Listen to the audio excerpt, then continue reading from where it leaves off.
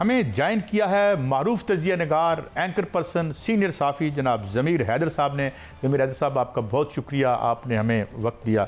ज़मीर हैदर साहब, एक लंबा अरसा गुजर गया इस सहाफ़त के दश्त में, आपको भी और हमें भी, और बड़ा अरसा हम सुनते थे बैरूनी हाथ अंदरूनी हाथ, जो हमारी माजी की हुकूमतों से कुछ बन नहीं पाता था तो वो बैरूनी हाथ पे डाल देते थे, मगर फिर हुकूमत जाती है और PTI की हुकूमत बैरूनी हाथ का नाम लेती है।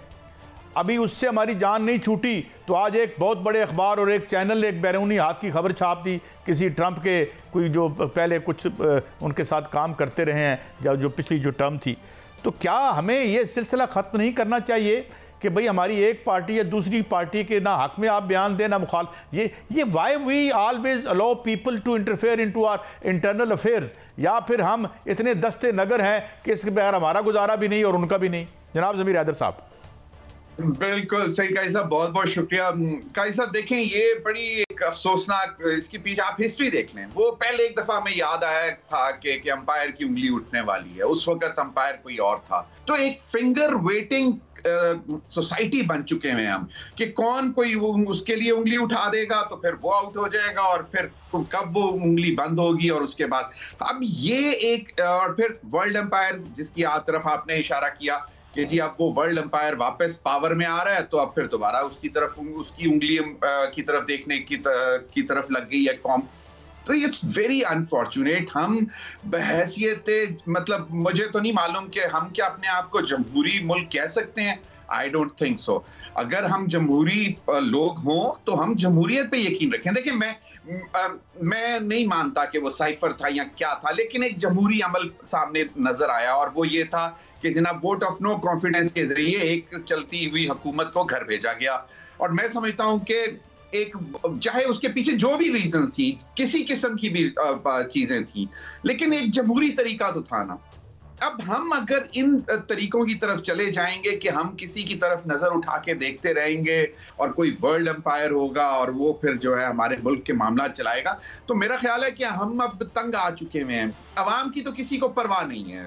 बेसिकली ये सिर्फ और सिर्फ ताकत का, पावर लेने का एक सिलसिला चल निकला हुआ है। और अच्छा, ये आपने खूब कही ज़मीर। मैं एक और बात कहूँ जो मुझे लगता है, आप पता नहीं एग्री करें, जब से हमारा एतमाद अवाम से उठा है तो हमने कहा कि नहीं जी वो तो वहाँ जो है पिंडी से हमें गो हेड मिलेगा, फिर हमने कहा नहीं जी बरतानिया से मिल जाएगा, फिर हम कहते हैं नहीं जी। यानी हम मुकम्मल तौर पे ये जो 3 इलेक्शंस के बाद जमहूरियत मुस्तहकम होने की बजाय लॉबिंग अवाम में करने की बजाय हम मुल्क से बाहर लॉबिंग कर रहे होते हैं, वहाँ पैसे हायर करके उनको कर रहे होते हैं विदाउट एनी एक्सेप्शन। तो क्या जी अवाम से हमारा जो है एतमाद उठ चुका है, या अवाम को हमने सारे प्रोसेस से एक्सक्लूड कर दिया है?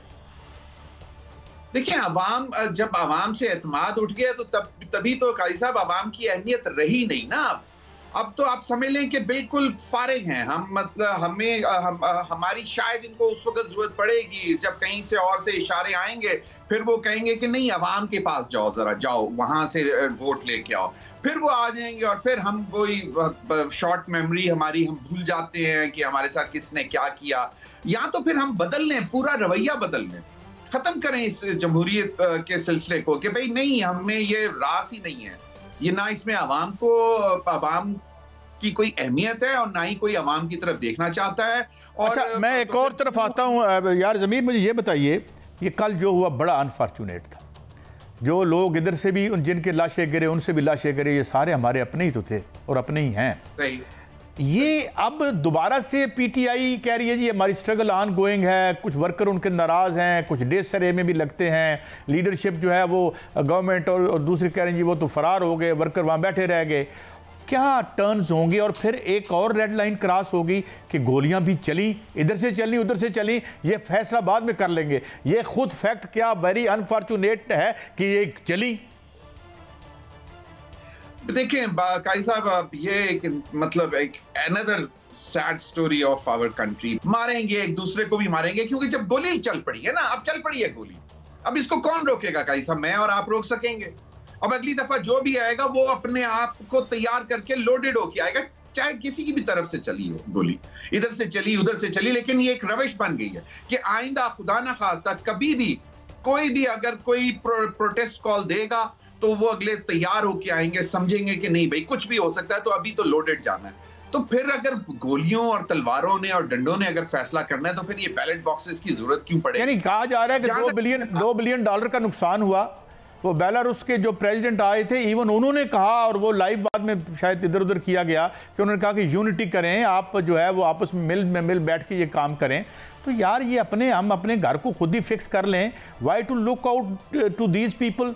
हम तो चाहे कोई भी हो, वो हम खुद क्यों नहीं इसको करते? और ये आके हमारे मुल्क में वो तकरीर फरमा रहे हैं कि जनाब ये आप में यूनिटी होनी चाहिए। तो हमें ये it is a sorry state of affairs. I am sorry Zameer. It is Qazi साहब, अनफॉर्चुनेटली सिर्फ ये बेलारूस के प्रेसिडेंट नहीं, पहले भी और भी बहुत सारे चाइनीज प्रेसिडेंट ने कहा है कि sort your things, sit down and sort your things. दुनिया भी कह रही है, हर हम रोजाना बैठ के टीवी पे कहते हैं कि यार आप पार्लियामेंट में हो, सारी जमातें हो, पार्लियामेंट में हो, पार्लियामेंट को बना लो ना, एक बहस मुबाहिसे का अखाड़ा बना लो, उसमें एक दूसरे के ऊपर उस तनकीद करो, समझो, समझाओ, सफेद छड़ी बनो, कोई गलत कर रहा है तो उसकी तरफ उसको सीधा करो।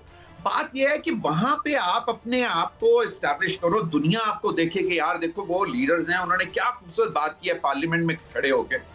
लोग सुनना चाहते हैं, अच्छे लोगों को सुनना चाहते हैं, अच्छा बोलने वालों को सुनना चाहते हैं। एक और बात यार ज़मीर में, एक और मैं कल देख रहा था, डॉक्टर इकरामुल हक साहब का एक आर्टिकल आया, 2013 साल हो गए हैं, एक 1843 की पिटीशन पड़ी हुई है जिसमें FIA को हुक्म दिया गया कि ये जो ऑफशोर एसेट्स हैं इनकी आप तरफ तस्दीक करें, पता कराएं।